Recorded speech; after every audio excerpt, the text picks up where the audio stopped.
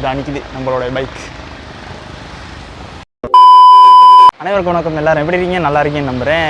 இன்றைக்கி நான் எங்கே இருக்குன்னு பார்த்தீங்கன்னா கொழும்புல தான் இருக்கேன். ஆல்ரெடி எல்லோரும் தம்ப்நெயிலை பார்த்து வந்திருப்பீங்கன்னு நினைக்கிறேன்.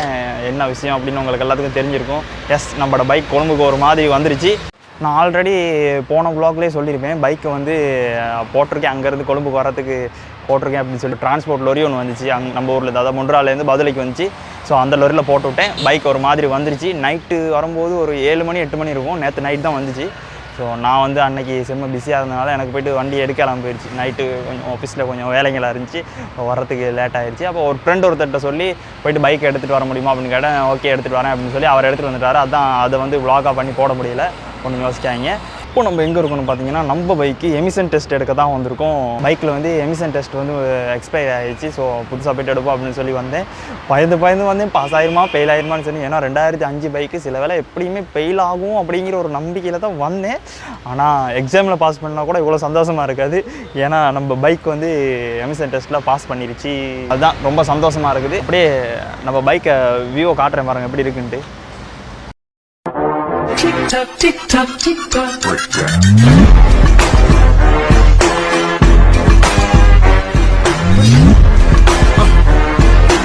ஹெல்மெட், ஃபுல் பேஸ் ஹெல்மெட்லாம் இல்லையான்னு யோசிக்காங்க.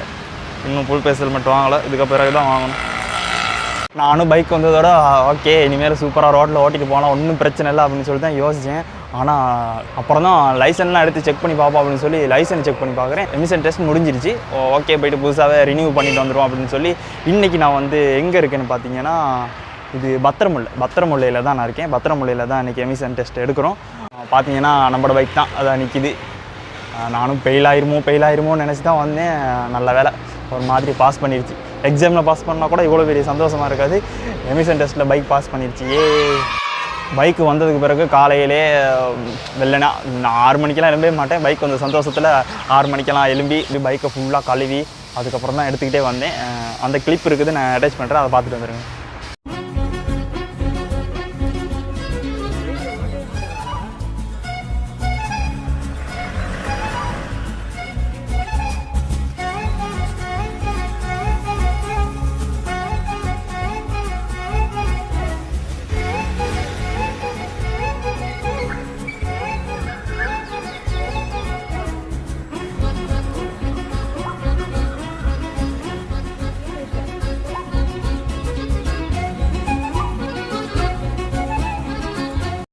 ஓகே, அந்த கிளிப்பை பார்த்துட்டு வந்திருப்பீங்க.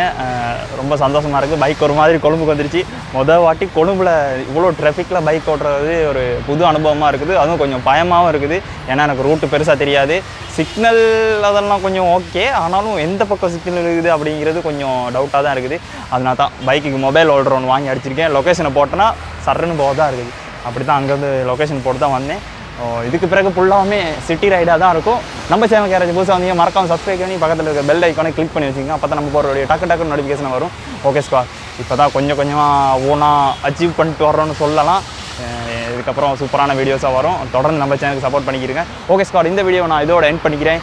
அடுத்த ஒரு சூப்பரான வீடியோவில் உங்களை வந்து சந்திக்கிறேன். பாய் ஸ்குவாட்.